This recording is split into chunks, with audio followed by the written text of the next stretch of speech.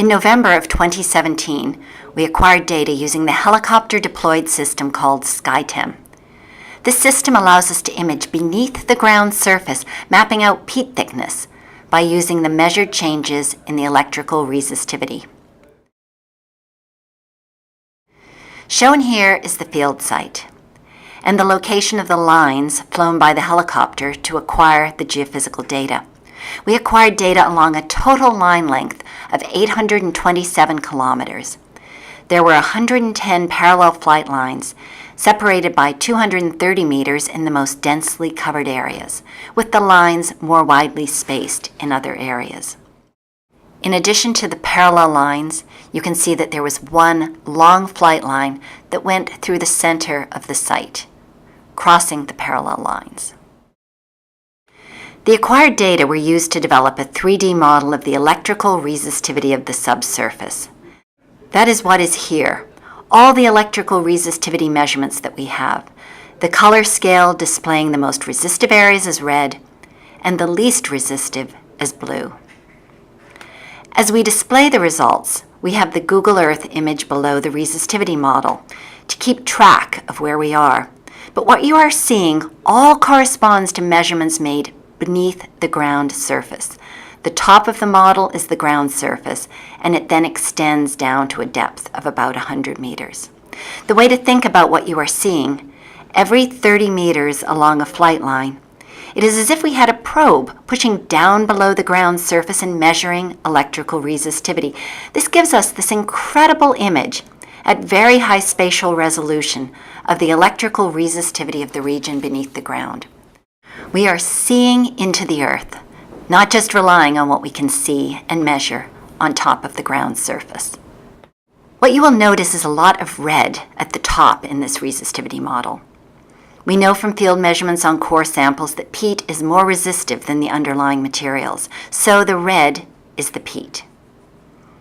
What we do now is to interpolate between the lines in the model so that we fill in those spaces, allowing us to estimate peat thickness everywhere in the area where we have SkyTEM data coverage. We will now take a vertical slice through the model and move through the model from the southwest to the northeast, showing the variation in peat thickness that we have been able to capture. We are zooming in on the top 50 meters to better display the region containing the peat. Now please note that as we scroll through the model, because of the perspective being shown, you see the vertical slice, but also see the surface of the rest of the model behind that slice. What we consistently see is the color going from red at the top to blue beneath. So resistive material at the top with the resistivity decreasing with depth. The lowest resistivity values at the bottom of the model correspond to the underlying clay. Now to figure out, starting at the top, where exactly we have peat. You will see two black lines. The black line at the top is simply following the top of the model, which is the ground surface. So how do we define the base of the peat? In order to identify the peat region in our resistivity model, we used our core measurements, which indicated that peat could be defined as the material with resistivity values greater than 50 ohm meters, so that peat is the red region. We found that we could most accurately define the base of the peat by also using information about the change in resistivity, the vertical gradient.